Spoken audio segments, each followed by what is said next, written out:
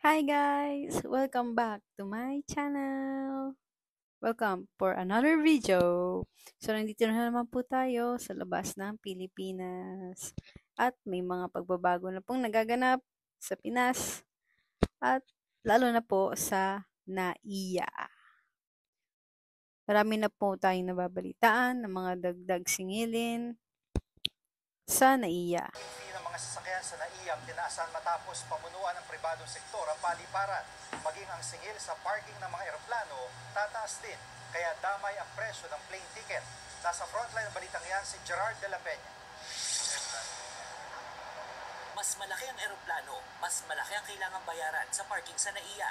Naglalaro sa 60% hanggang 300% ang taas singil sa parking at iba pang bayarin ng mga airline. At kada 5 taon, tataas pa ulit yan ng 20% ayon sa Department of Transportation.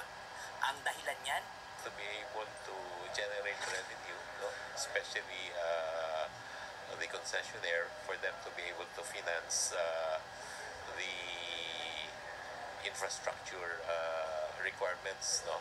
To modernize the airport. No? unang taas singil daw ito sa nakalipas sa 24 na taon. Dahil dyan, ayon sa mga airline, mukhang hindi na maiiwasan ang pagtataas ng pasahe sa eroplano. Sinegundahan din niya ng DOTR, pero giit ng ahensya, if it will increase, it should not be a huge increase, no? Because airlines, no, can absorb part of it, no? Part of it can be passed on to the passengers, no? So, but this is for the concessionaire to be able to also recover their investments. makikipagdialogo rin ng DOTR sa bagong operator ng NAIA tungkol dito. Pati na rin sa posibilidad na pagbibigay ng mas mababang parking rate para sa mga nagtatrabaho sa NAIA, gaya ng mga flight attendant at piloto. Panawagan pa ng DOTR, bigyan ng pagkakataon ng concessionaire na magpatupad ng mga pagbabago sa NAIA na matagal nang nabinbin. Nagbabalita mula sa Frontline. Ayun na nga guys. So, meron pong mga dagdag singilin sa NAIA. Pero meron po silang mga balak para sa mga dagdag singilin na yon.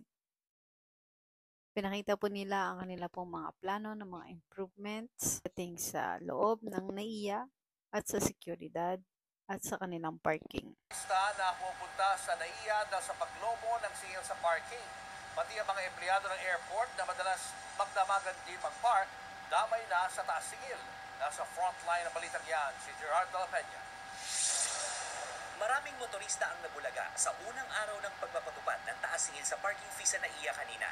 Ang dating 40 pesos na bayad sa unang 3 oras at 15 pesos sa succeeding hours, ngayon 50 pesos na para sa unang 2 oras at 25 pesos naman sa mga susunod na oras. Ang overnight parking naman, 1,200 pesos na ngayon kumpara sa dating 300 pesos lang.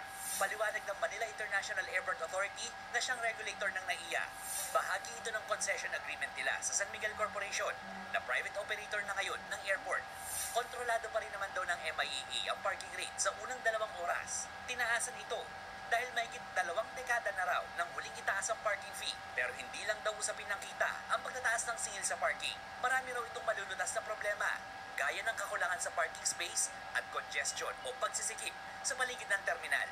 Yung ding kultura, no, na one passenger pero 5 kotse yung magsusundo. I guess that can be addressed with this one also. Ang parking area dito sa NAIA Terminal 3 ay ginagamit hindi lamang ng mga pasahero at ng mga naghahatid at sundo sa kanila, kundi pati na rin ng mga empleyado at bisita ng mga kalapit na establishmento. Ngayon na mas mataas ng parking rates dito, may iwasan na yung pagkiparada dito at masisiguro na may mapaparadahan na yung mga talagang gagamit itong paliparan, katulad na lang ngayon.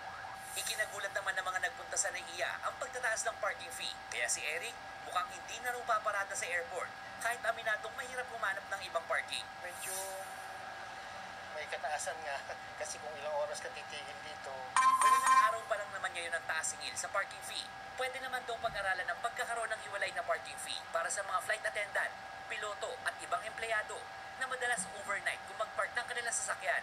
Makakaasa naman ang mga gumagamit ng parking na mas pinaigting ang seguridad sa lugar. Nasa plano rin ng SMC na magtayo ng mga multi-level parking building para mas maraming maparadahan. Nagbabalita mula sa Frontline, Gerard de la Peña.